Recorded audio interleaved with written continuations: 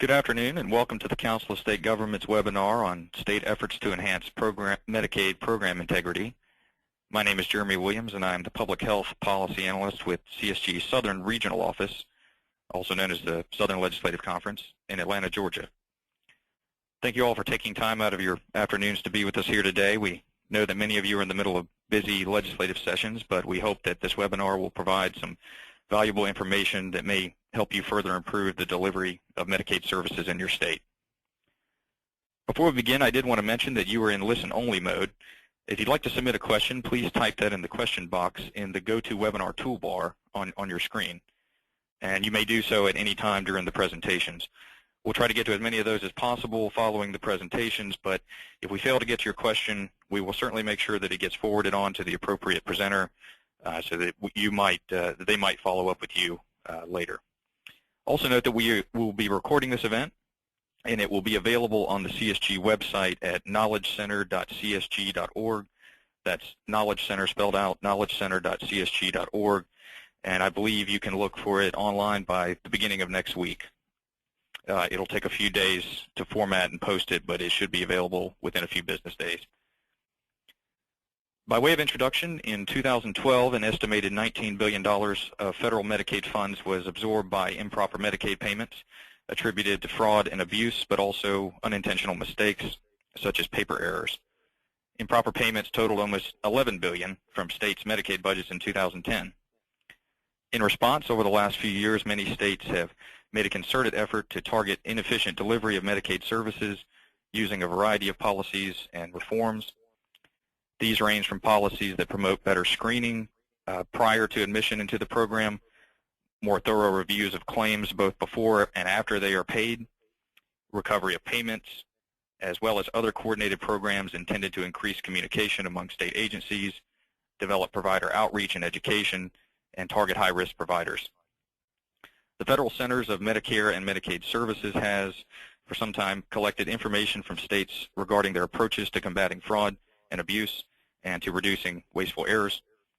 Recently, the State Healthcare Spending Project of the Pew Charitable Trust and the John D. and Catherine T. MacArthur Foundation, which analyzes healthcare spending across the 50 states and examines factors driving these costs and the effectiveness of efforts to manage them, began compiling this data from all 50 states and has cataloged it in a database that is, I think, an extremely useful tool for looking at what states have been doing on this issue.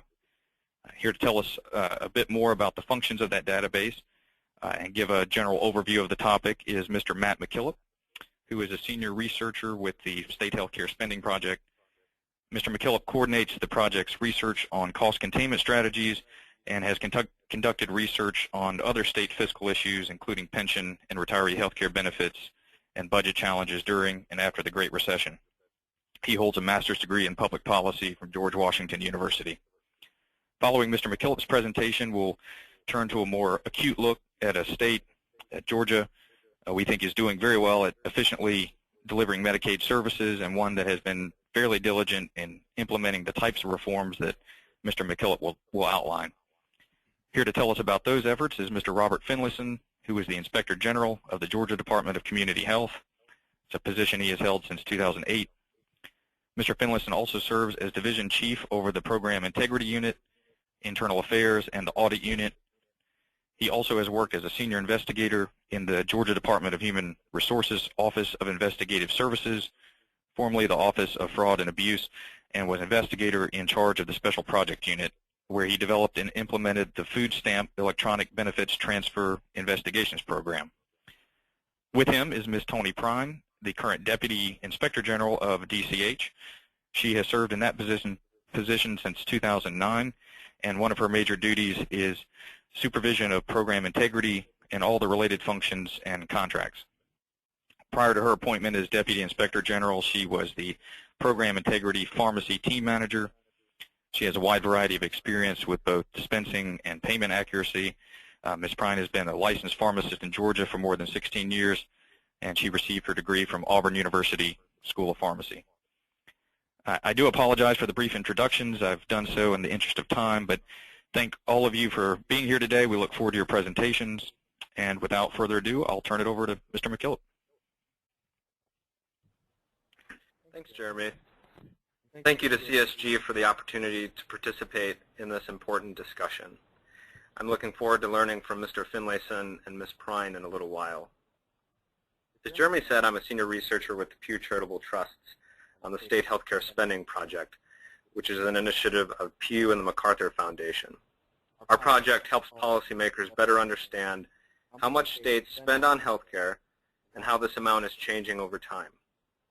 We believe that as state leaders continue shoring up their balance sheets in the years ahead, they'll need good information about the healthcare spending that consumes a substantial and growing share of their budgets. Next slide.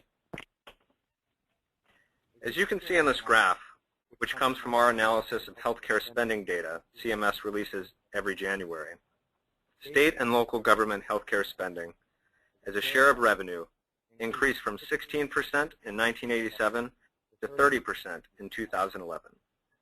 Now, to be clear, our project does not take a position on whether this is right or wrong, and there's not one right answer for how states or localities should respond. But this trend does speak to the increasingly challenging task lawmakers face of meeting their residents' healthcare needs along with other spending priorities. Next slide. Take 2011, for example. While total U.S. healthcare spending grew slowly, spending by state and local governments increased by 10%. After adjusting for inflation, their combined healthcare expenditures increased by 241% between 1987 and 2011. So leaders need good information about what is being spent and how their states can manage costs while improving their residents' health outcomes. Medicaid program integrity is one such cost containment area. States can save money and help ensure that Medicaid's limited resources are supporting legitimate care for the millions of Americans who count on the program. Next slide. In 2010, an estimated $11 billion, 9% of state Medicaid funds were absorbed by improper payments. This includes fraud and abuse as well as unintentional mistakes such as sending money to the wrong recipient. Next slide. So, as Jeremy said, to help you and your colleagues improve your state's efforts to combat fraud and abuse, our project has built a first-of-its-kind database that makes it simple to learn about strategies states employ. The database compiles and categorizes promising practices that were cited by the Centers for Medicare and Medicaid Services in the agency's reviews of state program integrity efforts. So for about 5 years, CMS has been conducting these reviews on a rolling basis, and they complete about a dozen per year. Within these reviews, states have an opportunity to report to CMS practices that they're doing that they believe to be particularly effective. And of those that states report, and then some CMS identify during site visits, CMS also highlights practices which it considers to be especially noteworthy and practices that other states should consider implementing if they aren't already.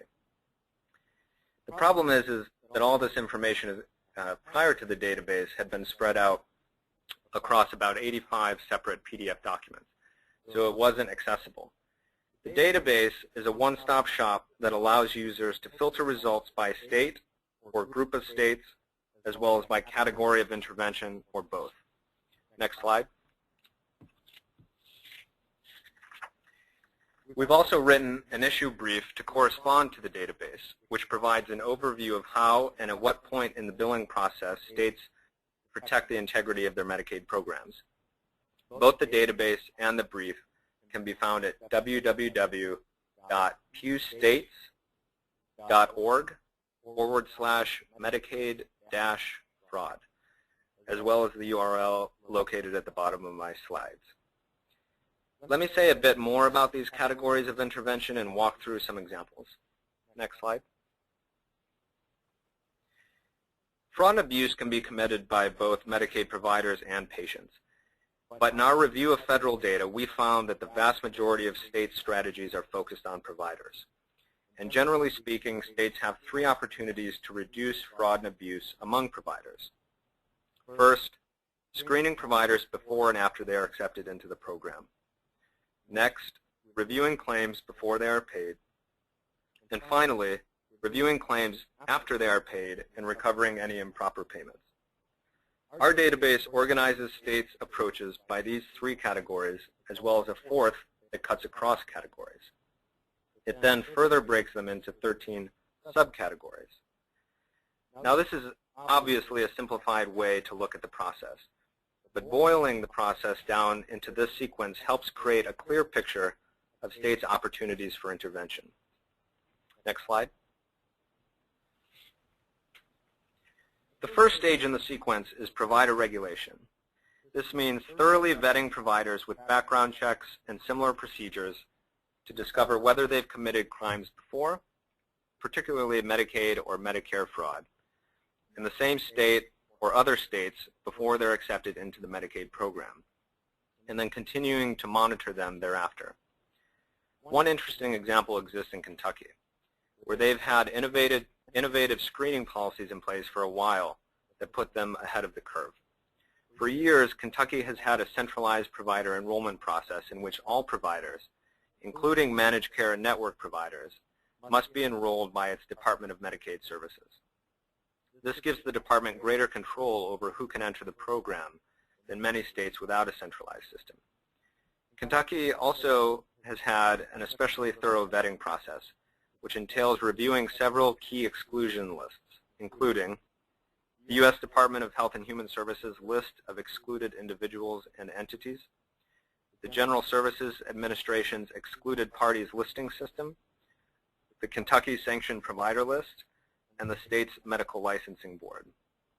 For providers seeking to enroll who were once deactivated or excluded from the program, the state further checks CMS's fraud investigation database, the Cabinet for Health and Family Services Office of Inspector General fraud tracking database, the Kentucky Secretary of State's website, and the State Bureau of Prisons database.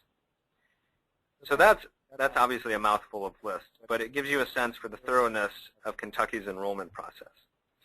Much of this cross-checking, particularly with CMS's lists, has been scaled up nationwide with the implementation of ACA, which I'll discuss in a little while. But Kentucky was certainly ahead of the curve.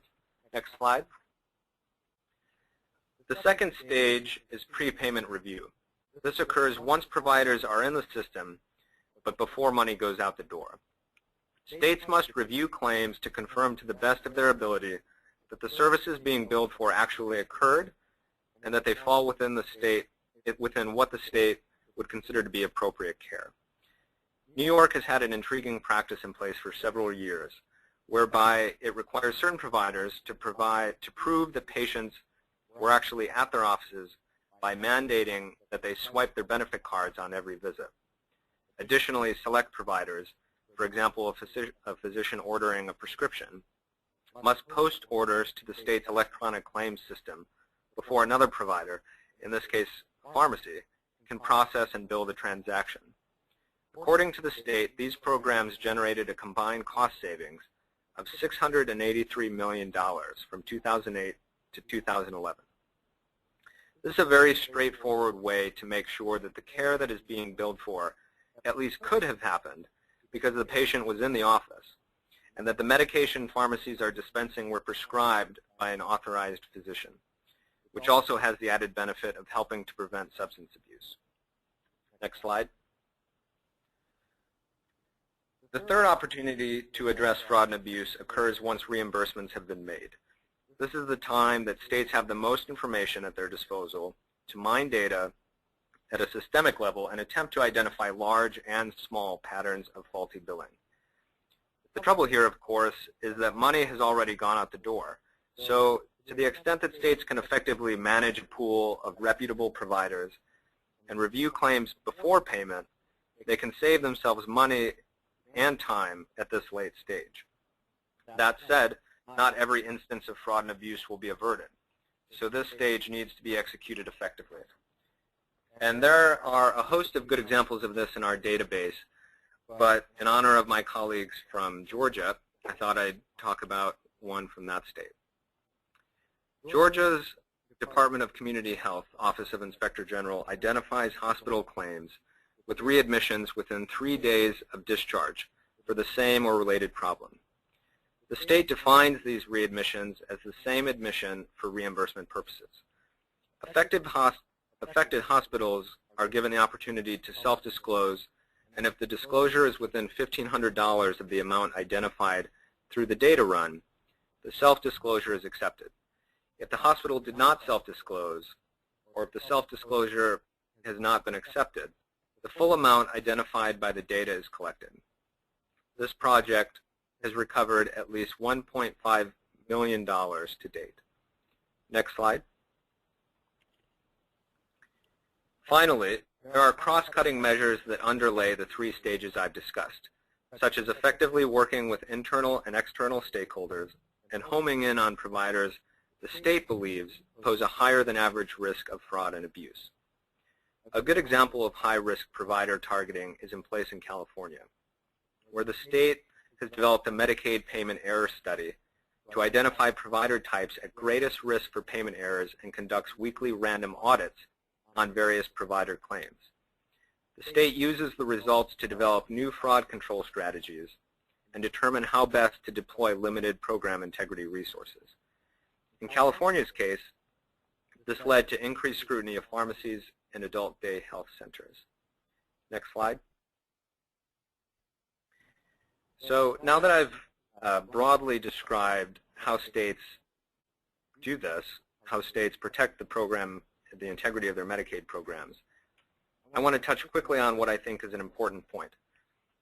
I think by virtue of participating in this webinar, I think we all agree that combating fraud and abuse is an essential element of maintaining the sound fiscal management of Medicaid. But it's also incumbent on states to maintain a roster of providers who can adequately care for their Medicaid beneficiaries. And the vast majority of providers are lawful and honest and well-meaning, and they take reimbursement rates that are lower than they can get in the private marketplace to care for a very vulnerable population. So as states do this work, they have to strike a balance between being stringent and ensuring that money is spent appropriately while not overburdening providers who are acting just as the state would want and discouraging them from accepting Medicaid-insured patients. It's a tricky but important balancing act to walk, but a walk that we hope will be made easier by our database, which will help facilitate the sharing of effective, proven ideas across states. Next slide. Before I finish, I want to quickly touch on the Affordable Care Act and some of the measures included in it related to Medicaid program integrity, for those who aren't already familiar with them. First, ACA is moving states toward a more targeted approach to provider screening. Each type of provider or supplier has been designated by CMS into one of 3 levels of risk: limited, moderate, and high. And each level of risk corresponds to certain screening procedures.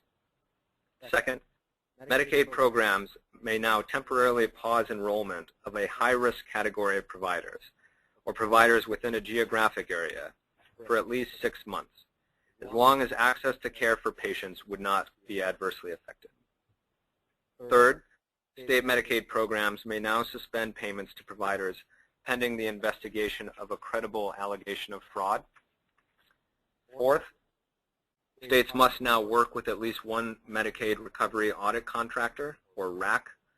These are private entities that review paid claims and earn contingency fees for improper payments they retrieve. And fifth, ACA requires states to terminate Medicaid providers whose Medicare billing privileges have been revoked by the federal government or who have been terminated for cause by another state. CMS has launched a web-based application that is meant to ease states' efforts to share such information. This relates to the Kentucky practices I touched on earlier. Next slide. The last thing I'd leave you with is some data to help explain one of the reasons this issue was attractive to us from a fiscal standpoint. There is emerging evidence that states that combat Medicaid fraud and abuse well can achieve an impressive return on their dollars spent. According to CMS estimates, states spent $394 million on program integrity efforts in federal fiscal year 2009. which is the most recent year available. And the recovered $2.3 billion. That's a 6-to-1 return. And this doesn't capture averted fraud and abuse achieved through solid provider regulation and prepayment review. So it's possible the return may actually be higher. These figures suggest to us that as states look for ways to save healthcare dollars without negatively impacting their residents, and potentially even improving their health outcomes, combating fraud and abuse in your Medicaid programs is something that every state should be committed to getting right. Next slide. That concludes my presentation. I'd like to thank CSG again for inviting us to participate in this discussion. And I encourage everyone listening to visit our website at www.pewstates.org/healthcare spending, which is all one word. On our website, you can find our database, brief, and the spending analysis I touched on at the beginning. And I encourage feedback from participants of this webinar about the work we're doing in this area and healthcare in general and how we can be most helpful to policymakers. My contact information is available on this last slide, and I can be reached directly at 202-540-6398, and my email address is mmckillop@pewtrusts, with an S at the end of it, .org. Thank you very much. Thank you, Mr. McKillop. Excellent presentation, and we know you all have worked really hard on this database, and it's an excellent project. We'll now move to the second presentation and then follow that with time for questions and answers that can be directed to any of the panelists. So Mr. Finlayson and Ms. Prine. All right, thank you, Jeremy, and we really appreciate the invitation and the opportunity to speak. If we could advance 2 slides to our seal.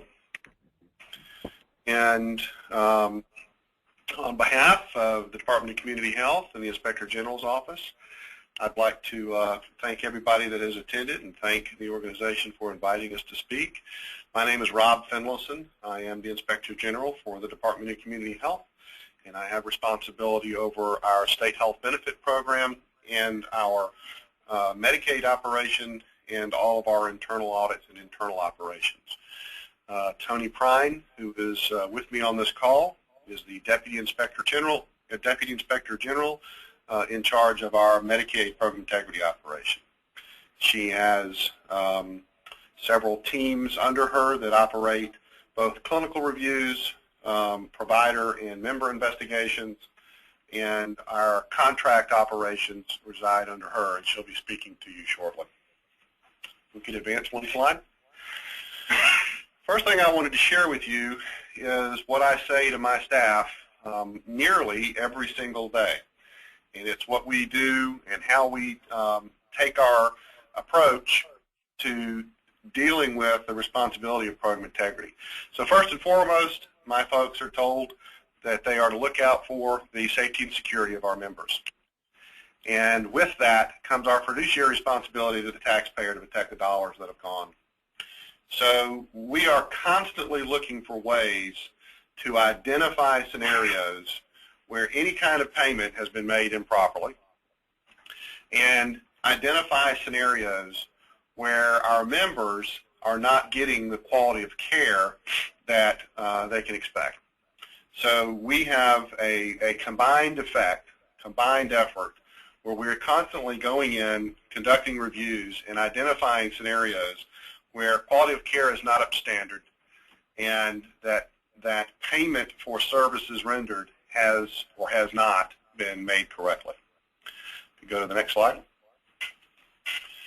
I look at this as a layers of protection approach, and it's how we have set up in OIG and in program integrity to conduct our operations. And so we consider the member and the state dollar to be a high priority target, if you will. And around that, we set up layers of protection to do everything possible to try to protect those high priority assets before something bad can happen. But that's very challenging, and the environment is constantly evolving. The first layer of protection, the outermost layer of protection, is the enrollment that resides in Georgia. That Medicaid enrollment resides in the Inspector General's office, and we have a very robust and thorough and constantly improving provider enrollment section. So that is one of the areas that we're looking to thicken, if you will, to protect the outermost layer of protection as best we can. So Medicaid enjoys a scenario where all of our providers have to be enrolled first. We don't have a non-participating provider scenario, so that is one advantage in Medicaid. In Georgia, in order to be a Medicaid provider in one of our managed care organizations, you have to be enrolled in fee-for-service Medicaid first. And we have a centralized enrollment process now, actually starting this month, where application through the state's fee-for-service provider enrollment operation is connected to and the facilitator for enrollment in the managed care organizations. So providers don't do that separately. We have centralized that operation as a control point. We've also expanded efforts in our provider enrollment area dramatically of late in some of the improvements we've made both before and after the Affordable Care Act and the implementation of some of the provider enrollment efforts there, and I'll speak to those in just a minute. The next layer of protection is the payment system. I've labeled it there edits and prepayment analytics. That's anything possible that we can do prospectively to stop a dollar from going out improperly before it goes out. So we hear a lot about pay and chase and the challenges that healthcare organizations face with pay and chase. And so we have an outer ring of protection there that we put a tremendous amount of effort into identifying scenarios, identifying weaknesses, and identifying situations that we can prospectively, preemptively stop improper payments before they occur. That includes the set of system edits and audits that are designed in the adjudication system, the claims adjudication system, and how it makes its automated decisions on whether or not a payment is going to be made based on the coding and other information on the claim that is submitted. In addition to that, we have surveillance and utilization review tools that apply algorithms to payments and claims to make decisions on whether or not that claim, very simply, makes sense, whether or not it raises a red flag or a level of suspicion as to something that we need to be looking at. And then from there, we try to take advantage of data everywhere that we can take advantage of data. Georgia is a Medi-Medi state where we share data with CMS so that Medicaid and Medicare data are compared together so that we can try, again, take advantage of the most information that we can get our hands on to identify scenarios where an improper payment may be about to be made so that we can stop it. The next layer of protection that I have outlined here is, in Georgia, our contract audits. We have been taking advantage of contract auditors for many years. Prior to the Affordable Care Act requiring us to engage a RAC auditor, we already had contract auditors that assisted us in looking at payments that had already been made. And I think this is very important because one of the advantages that the contract auditors have brought to Georgia is a very dynamic approach to reviews. As you get into this business and are involved in this business for a while, you find that those that would take advantage of our system and those that would leverage weaknesses in the system are themselves very dynamic. And they can roll with the punches and move with the tide of what the state, what the program integrity operations do to curb improper payments. And so we need to have the ability, and we do it through contractors, to have a very dynamic approach so that we can move into the next identified scenario, try to predict what the follow-on scenario to that is going to be, and then move into that scenario to try to stem any of the improper payments that may result from it. In Georgia, our principal contract audit operations are done through our benefit testing, which I'll speak to in a little while. Our recovery audit contractor, our RAC, that we engaged last year. Our ASO, which is an administrative service organization that does random on-site audits and clinical reviews for us. And we have a PBM auditor that specifically audits the pharmacy payments that have been made. And we use all of those in concert as the first line of defense, and it's that very dynamic line of defense for the payments that have already gone out the door. The final layer of protection that we have are our internal teams. These are teams of clinicians that have specialties in different categories of service, so that when we identify a scenario through our analytics or through a referral from an outside source or through a newspaper article that we read or through something that has been identified in another state and we want to take a look at our own data to see if we have any kind of exposure there, we have internal teams of clinicians that review data, identify targets for review, and go on site and conduct those reviews. Included in that team is our Special Investigations Unit. In the Special Investigations Unit, we have several folks that have law enforcement experience or specific experience in doing law enforcement type investigations.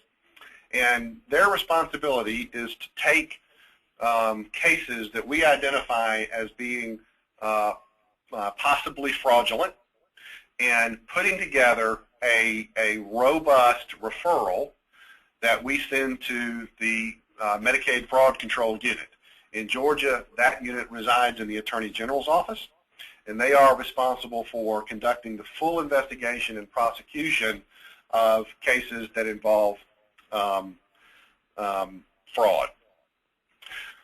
In the continuum of improper payments, and it's the thing I wanted to touch on first and foremost before we get into the rest of the presentation, most of the improper payments that we identify don't fall in the spectrum of improper payments at the high end of fraud.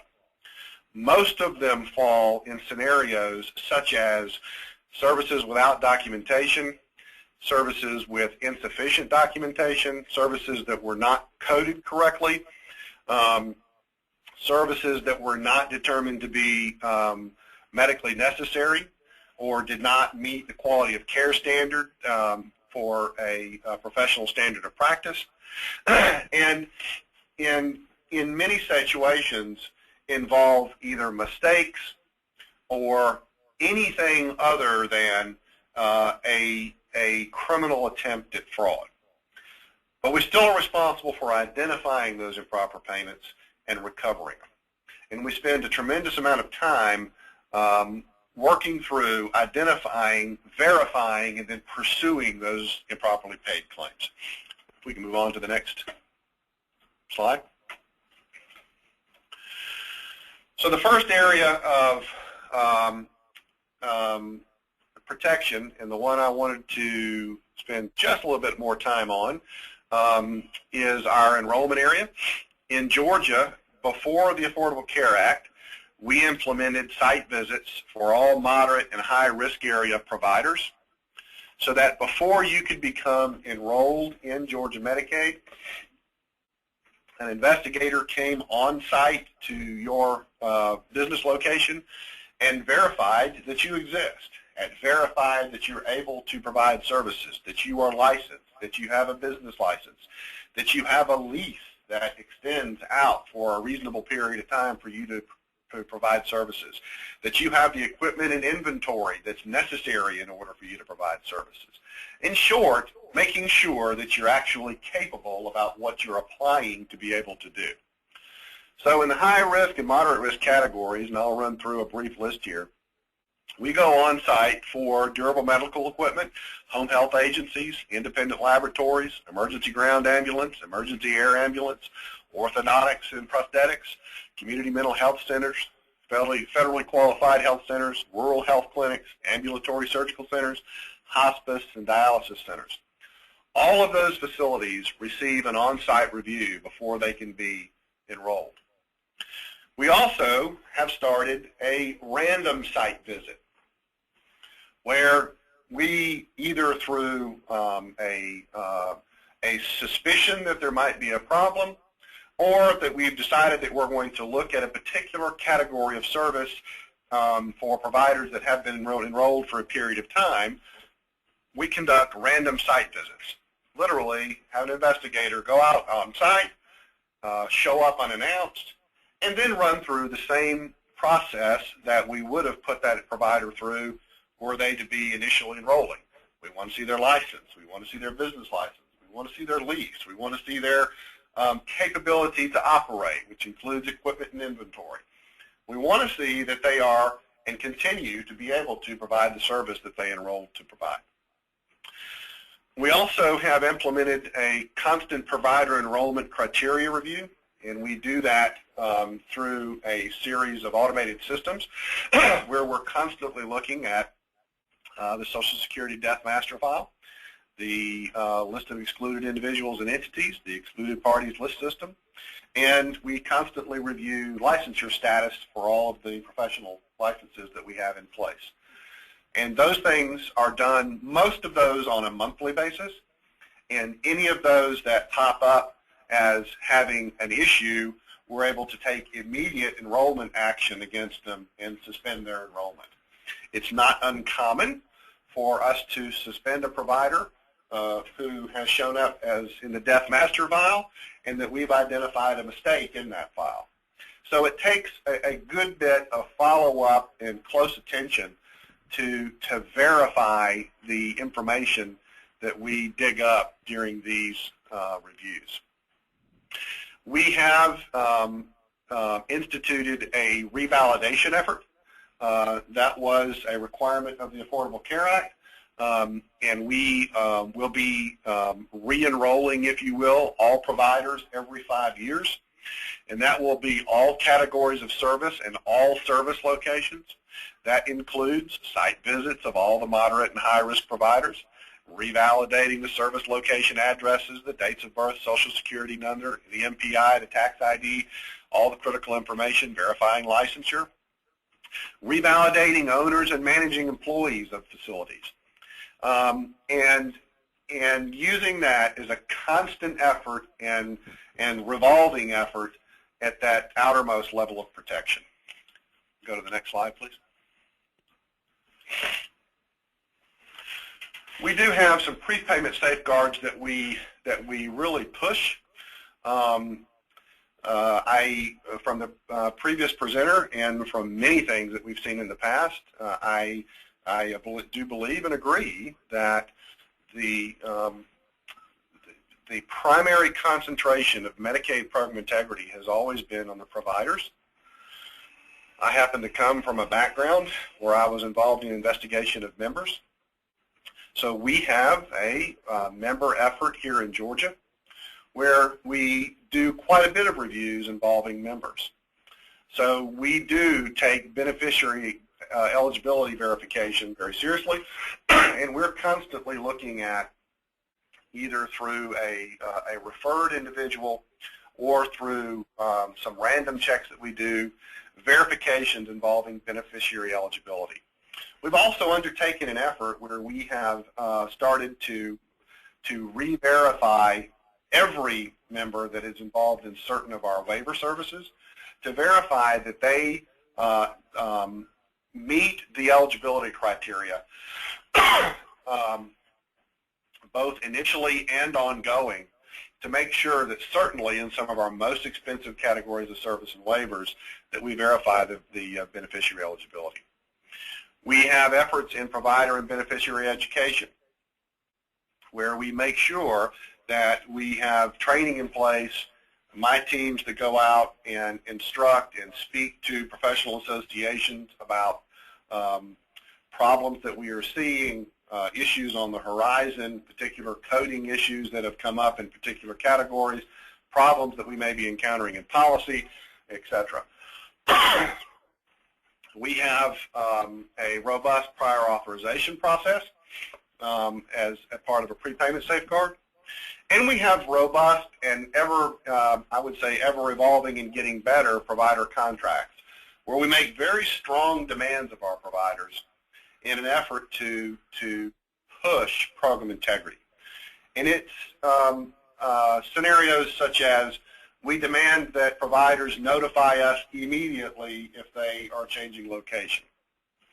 We demand that providers provide records to us on demand and at no charge.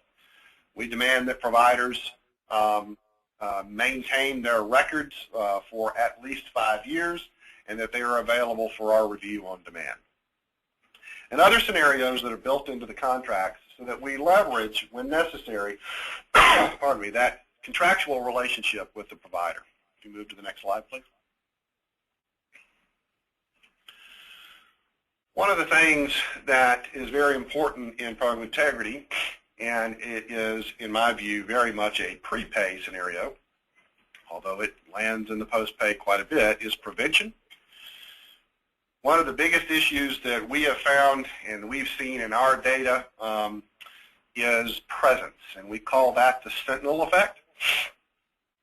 We have an administrative service organization who does contract reviews for us in all of our waiver categories, and what they are responsible for doing is reviewing every provider at least once every 2 to 3 years. What that means is, on a random and revolving basis, there is the very real possibility, probability, and certainty that a reviewer will be coming into these provider types and conducting an on-site review of a statistically valid sample of records and determine that whether or not that provider is providing the appropriate quality of care and is appropriately billing us for the services that are being rendered. We've been doing that effort since 2008, and we have seen, even though we have increased the number of reviews, we've started to see a decrease in the number of identified overpayments, in our view, because of the sentinel effect that provides. We provide and we go to all of the provider groups as often as they'll have us, and we talk about program integrity as a matter of education. We try to get to as many facilities and facility types as we can. The provider associations provide us a really good opportunity to get a lot of different providers in one spot at one time and go over particular items of interest. We have continuing communication with provider groups. It's not uncommon for representatives of provider groups to call our office with particular problems, with particular issues, and we're able to work through them quickly because we have a good relationship with those provider groups. The reverse of that is true, is that when we identify a situation, we identify a particular issue that seems to be occurring, we're able to reach out to those provider groups and get a quick and effective communication out to a large number of providers out there on particular areas. This becomes particularly important when we start talking about a self-disclosure project. We take advantage of and use the tools available to us through both the federal and the State False Claims Act very much to our advantage. And we have limited resources. We have to apply those resources as best we can across a very wide variety of categories of service and a huge number of providers. And a very effective way to do that is to deal with an entire category of service at one time when we identify a scenario, a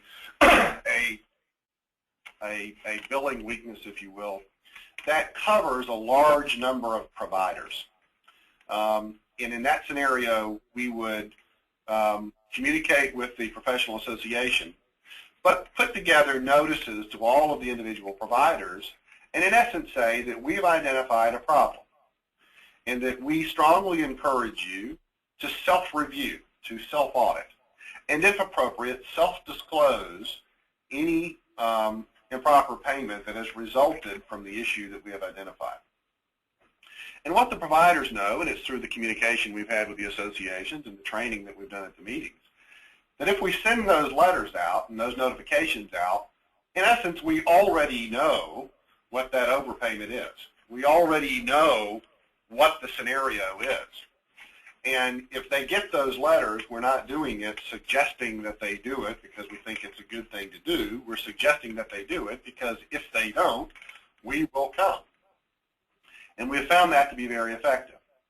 And typically what occurs is the providers will self-review, self-audit, and come up with a self-disclosure that is sometimes close, but sometimes not so close to the overpayment that has been identified through our data review.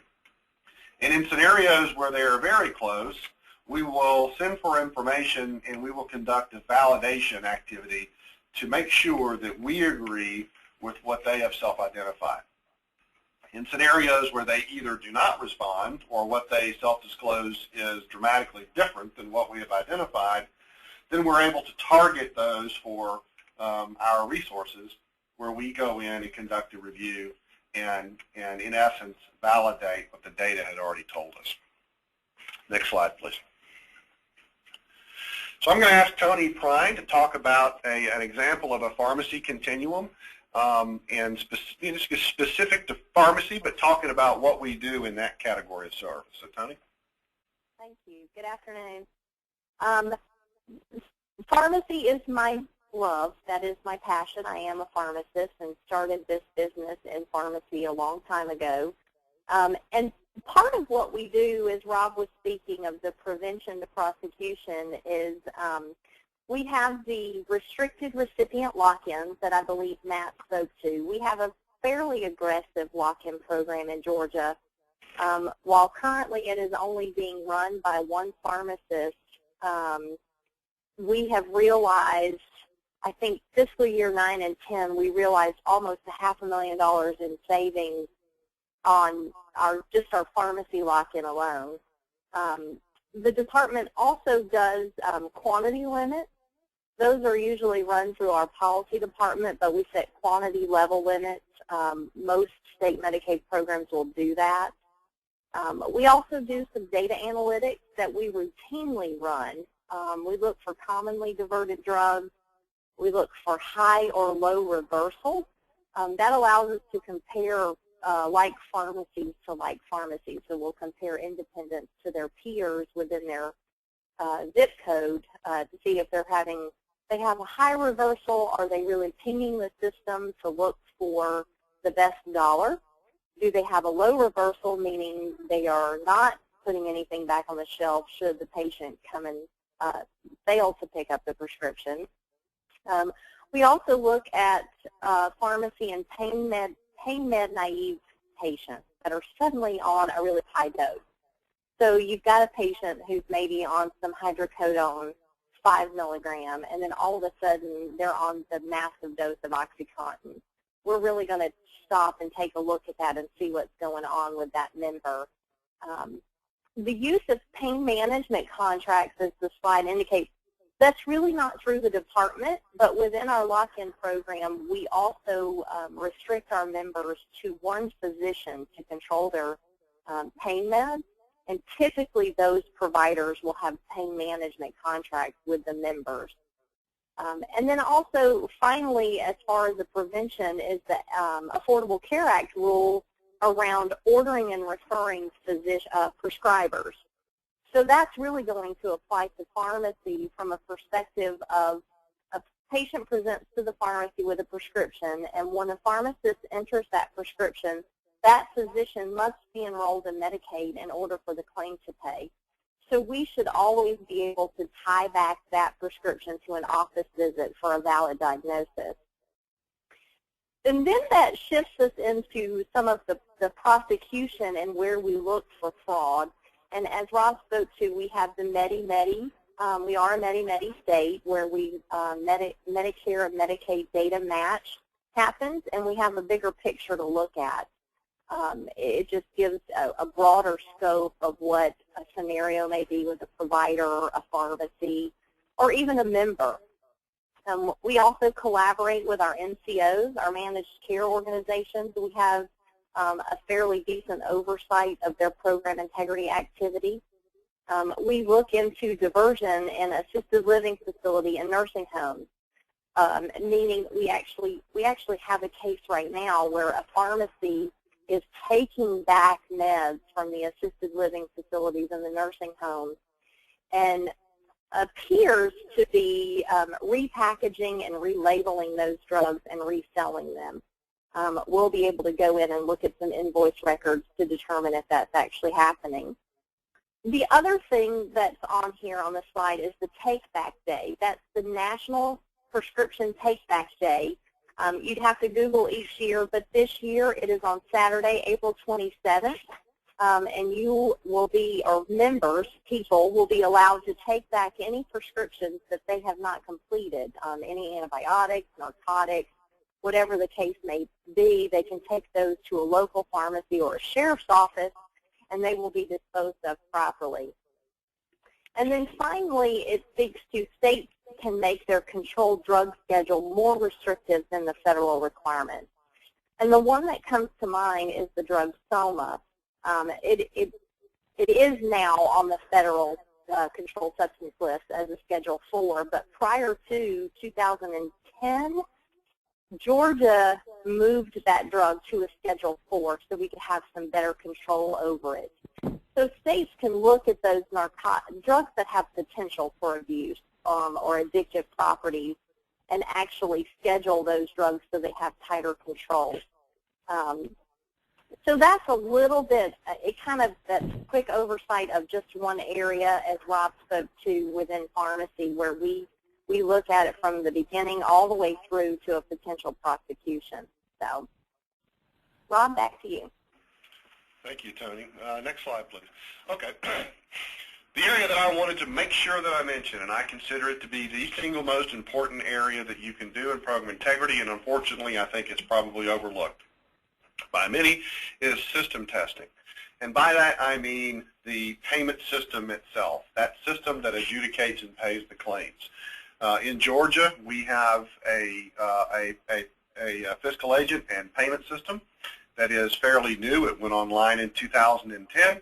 But like any system created by human beings and with a whole lot of ones and zeros, there are simply going to be mistakes.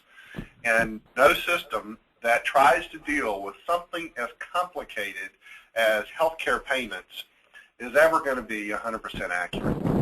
We spend a huge amount of time through our vendors, and our rack vendor in particular, examining the system and looking where the system might be making a mistake. And more importantly, looking where there might be a weakness in the system that those that, for lack of a better term, ping the system quite often would able to be take advantage of. So in order to do that, the Inspector General's office insists that both my staff and my RAC staff have access and complete access to the payment system and the problem identification area of that system. Any system is going to have a database used by the IT department that tracks known system problems and change orders.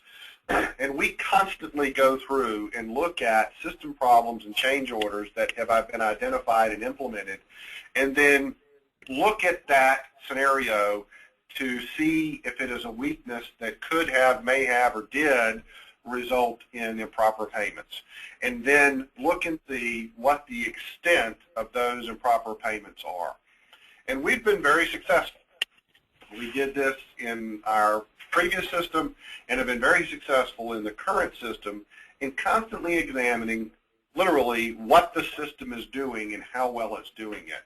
And then from there, how many payments have gone out that were done so improperly. At the same time, we do identify scenarios where providers were underpaid, where they were not paid correctly because the system has made some sort of issue, and we make those corrections. But by and large, these are scenarios where we identify overpayments. Next slide, please. This last time, this is a brief wrap-up, and I understand we're running a little short on time. I just want to talk about some of the post-payment safeguards that we talked about. EOBs are tried and true, and we have found some of our best fraud cases have come from explanation of benefits. We've implemented a program here very recently where, in addition to the mailed-out EOBs that are sort of traditional in healthcare, we've started making phone calls, and I call them telephone EOBs, but these are targeted phone calls at recipients and to ask about the service that we've been billed for.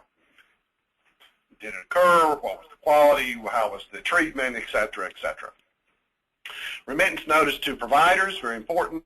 Audits, investigations, and reviews. I hear it quite a bit as in my travels and as I talk to other entities about the difficulties involved in pay and chase.